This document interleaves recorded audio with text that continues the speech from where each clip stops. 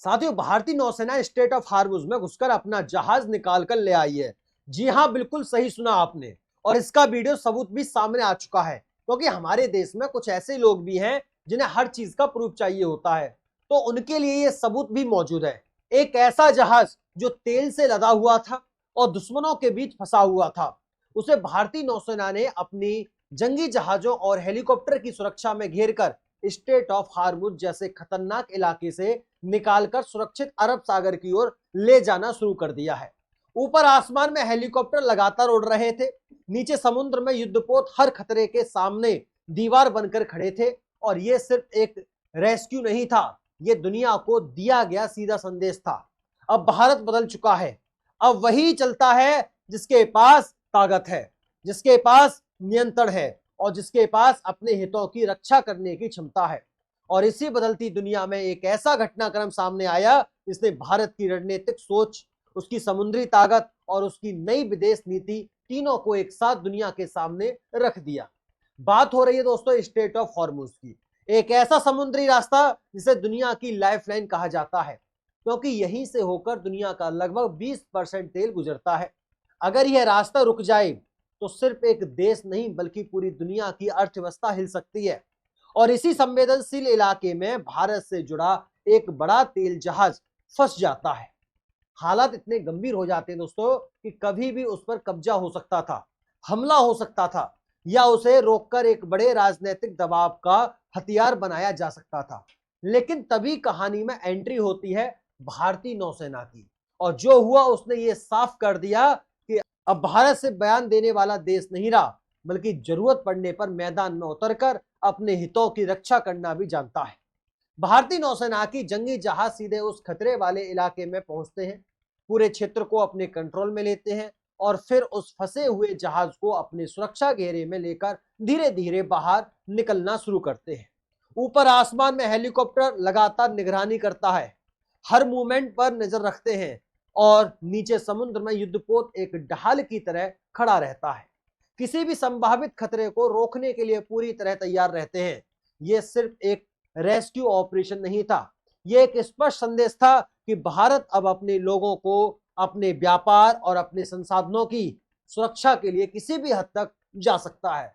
लेकिन हालात इतने आसान नहीं थे, क्योंकि इसी बीच खबर आती है कि ईरान ने कुछ जहाजों को रोक लिया है, कुछ पर कब्जा करने की कोशिश की है और पूरे क्षेत्र में तनाव बढ़ चुका है। अब सवाल ये खड़ा होता है कि भारत क्या करेगा?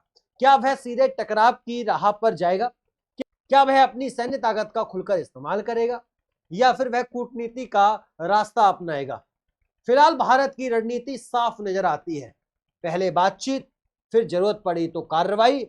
बैक चैनल के जरिए ईरान के साथ लगातार बातचीत जारी थी, ताकि बिना किसी सैन्य टकराव के, बिना गोली चले भारतीय जहाजों और उनके क्रू मेंबर्स को सुरक्षित वापस लाया जा सके, क्योंकि युद्ध आखिरी विकल्प होता है और भारत यह अच्छी तरह समझता है कि एक छोटी सी चिंगारी भी बड़े संघर्ष में बदल सकती है। लेकिन इसी बीच एक और बड़ा झटका आता है दोस्तों। ईरान यह ऐलान करता है कि अब स्ट्रेट ऑफ हार्मुज से गुजरने वाले हर जहाज से टोल वसूला जाएगा।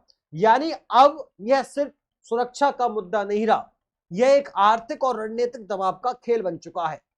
अगर भारत इस टोल को मान लेता है तो दुनिया में एक गलत संदेश जाएगा कि भारत दबाव में आकर फैसले लेता है, कि भारत अपनी समुद्री स्वतंत्रता की कीमत चुका रहा है।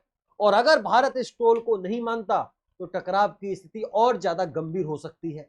ऐसे में भारत के सामने दो रास्ते खड़े हैं। पहला, कूटनीति के जरिए एक ऐसा समझौता निकाला जाए जिसमें भारत अपनी गरिमा भी बनाए रखे और अपने जहाजों की सुरक्षा भी सुनिश्चित करे। और दूसरा, अपनी नौसेना को स्थायी रूप से इस क्षेत्र में तैनात करना, ताकि किसी भी तरह के दबाव या खतरे का तुरंत जवाब दिया जा सके। यहां पर एक तीसरा विकल्प भी सामने आता है दोस्तों, ध्यान दीजिएगा, रणनीतिक समझौता, जिसमें भारत ईरान से यह कह सकता है कि हम टोल नहीं देंगे, लेकिन हम आपसे नियमित रूप से कच्चा तेल खरीदेंगे, जिससे दोनों देशों के हित सुरक्षित रहेंगे। ऐसा पहले भी हो चुका है, जब वैश्विक तनाव के बीच भारत ने अपने हितों को सुरक्षित रखते हुए संतुलन बनाए रखा था। यही भारत की असली ताकत है, संतुलन, रणनीति और सही समय पर सही कदम उठाना। लेकिन अब सवाल यह है क्या यह संतुलन लंबे समय तक बना रह सकता है? क्योंकि दुनिया जिस दिशा में जा रही है वहां सिर्फ बातचीत से काम नहीं चलेगा, वहां ताकत का प्रदर्शन भी जरूरी होगा। और भारत अब उस मोड़ पर खड़ा है जहां उसे यह तय करना है कि वह सिर्फ एक जिम्मेदार राष्ट्र बना रहेगा या फिर एक प्रभावशाली शक्ति के रूप में उभरेगा जो अपने नियम खुद तय करती है। भारतीय नौसेना की हालिया कार्रवाई ने यह संकेत जरूर दे दिया है कि भारत अब पीछे हटने वालों में से नहीं है, लेकिन असली परीक्षा अभी बाकी है। क्योंकि अगर हालात और बिगड़ते हैं, तो अगर स्ट्रेट ऑफ हार्मुज में स्थायी तनाव बना रहता है, तो भारत को अपने फैसले और ज्यादा सख्त करने पड़ सकते हैं। और यही वह समय है जब हर देश अपनी असली ताकत दिखा सकता है, सिर्फ हथियारों से नहीं बल्कि अपनी रणनीति, अपनी कूटनीति और अपने फैसलों की मजबूती से।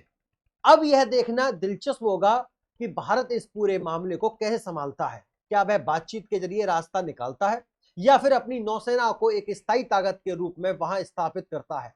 लेकिन एक बात पूरी तरह साफ है, अब नया भारत है और यह भारत अपने हितों की रक्षा करना जानता है, चाहे वह जमीन हो, आसमान हो या समुद्र।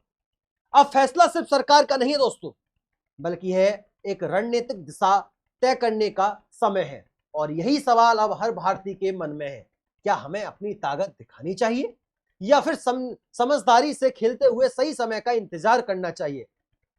तुम्हारा क्या मानना है दोस्तों? क्या भारत को सीधे स्ट्रेट ऑफ हार्मुज में अपनी नौसेना तैनात कर देनी चाहिए या फिर कूटनीति के जरिए इस समस्या का समाधान निकालना चाहिए? अपनी राय कमेंट बॉक्स के माध्यम से हमें जरूर बताना।